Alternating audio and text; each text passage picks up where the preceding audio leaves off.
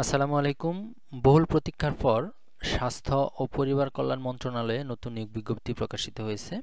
বাংলাদেশের সকল জেলা থেকেই এই সার্কুলারটিতে নারী পুরুষ উভয় প্রার্থী আবেদন করতে পারবেন। মূল ভিডিওতে আমি আপনাদের সামনে এই সার্কুলার সম্পর্কে A to Z বিস্তারিত তুলে ধরার চেষ্টা করব। সবার কাছে রিকোয়েস্ট থাকবে ভিডিওটি না টেনে শুরু থেকে শেষ পর্যন্ত মনোযোগ দিয়ে দেখবেন, তাহলে আপনি স্বাস্থ্য ও পরিবার কল্যাণ মন্ত্রণালয়ে যে নতুন সার্কুলারটি প্রকাশিত হয়েছে এই সার্কুলার সম্পর্কে A to Z বিস্তারিত জানতে পারবেন এবং খুব সহজে আপনারা আবেদন করতে পারবেন।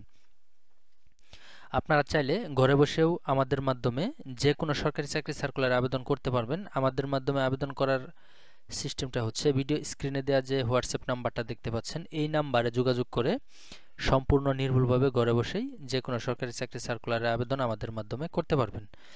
মূল ভিডিও শুরু করব তার আগে আপনাদের কাছে আমার একটি ছোট রিকোয়েস্ট থাকবে, ভিডিওটি যদি আপনি আমাদের ইউটিউব চ্যানেল থেকে দেখে থাকেন তাহলে এরকম ইম্পর্টেন্ট ভিডিও পেতে আমাদের আরটি জবস লাইভ ইউটিউব চ্যানেলটি সাবস্ক্রাইব করে নোটিফিকেশন অন করে রাখবেন। আর ভিডিওটি যদি আপনি আমাদের ফেসবুক পেজ থেকে দেখে থাকেন তাহলে পরবর্তীতে এরকম ভিডিও পেতে ফেসবুক পেজটিকে ফলো করে রাখবেন।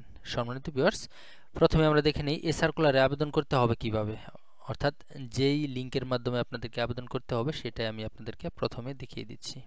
একটু জুম করে দেখিয়ে দিচ্ছি, দেখেন hsd.teltalk.com.bd এই লিংকের মাধ্যমে আপনাদেরকে আবেদন করতে হবে। আবেদনটি শুরু হবে 16 ফেব্রুয়ারি 2025 সকাল 10টায় এবং আবেদন শেষ হবে 15 মার্চ 2025 বিকাল 5টা পর্যন্ত আবেদন করতে পারবেন। আবেদন করার পরবর্তী 72 ঘন্টার মধ্যে আপনাদেরকে টেলিটক প্রিপেড সিম দিয়ে আপনাদের আবেদনের ফি জমা দিতে হবে। এই সার্কুলারে মোট 3টি ক্যাটাগরিতে লোক নিয়োগ দেওয়া হবে, যার সর্বশেষ যে পদটি রয়েছে অফিস সহায়ক। বাংলাদেশের যে কোনো শিক্ষা বোর্ড থেকে এসএসসি পাস হলেই এই অফিস সহায়ক পদে আপনারা আবেদন করতে পারবেন। অফিস সহায়ক পদে মোট লোক নিয়োগ করা হবে 44 জন। তারপর অফিস সহকারী কাম কম্পিউটার মুদ্রাক্ষরিক আরও একটি পদ রয়েছে, এই পদে মোট 27 জন লোক নিয়োগ দিবে। এটা বিভাগীয় প্রার্থীদের ক্ষেত্রে 40 বছর পর্যন্ত আর সাধারণ প্রার্থীদের ক্ষেত্রে 18 থেকে 32 বছর পর্যন্ত আবেদন করা যাবে। এই পদে শিক্ষাগত যোগ্যতা হচ্ছে উচ্চ মাধ্যমিক সার্টিফিকেট বা সমমান্য পরীক্ষা উত্তীর্ণ এবং কম্পিউটার প্রশিক্ষণপ্রাপ্ত হতে হবে।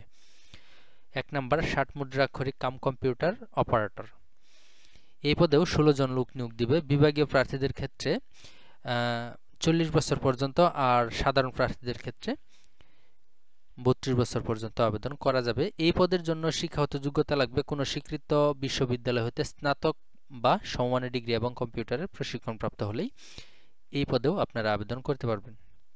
সম্মানিত ভিউয়ার্স, স্বাস্থ্য ও পরিবার কল্যাণ মন্ত্রণালয়ে এই সার্কুলারটিতে শুধুমাত্র 3টি ক্যাটাগরিতেই লোক নিয়োগ দেওয়া হবে, যার বিবরণ আমি আপনাদেরকে পেশ করলাম। তো এই সার্কুলারে যারা আমাদের মাধ্যমে আবেদন করবেন ভিডিও স্ক্রিনে দেওয়া হোয়াটসঅ্যাপ নম্বরে যোগাযোগ করে নির্ভুলভাবে আবেদন করতে পারবেন। এই ছিল স্বাস্থ্য ও পরিবার কল্যাণ মন্ত্রণালয়ে যে সার্কুলারটি প্রকাশিত হয়েছে এই সার্কুলারের বিস্তারিত। ভিডিওটি আপনাদের কাছে কেমন লেগেছে অবশ্যই কমেন্ট করে জানাবেন এবং পরবর্তীতে এরকম ইম্পর্টেন্ট ভিডিও পেতে আমাদের RT jobs live YouTube channel এবং ফেসবুক পেজটিকে ফলো করে রাখবেন। আজকের মতো এখানে শেষ করছি। আসসালামু আলাইকুম, আল্লাহ হাফেজ।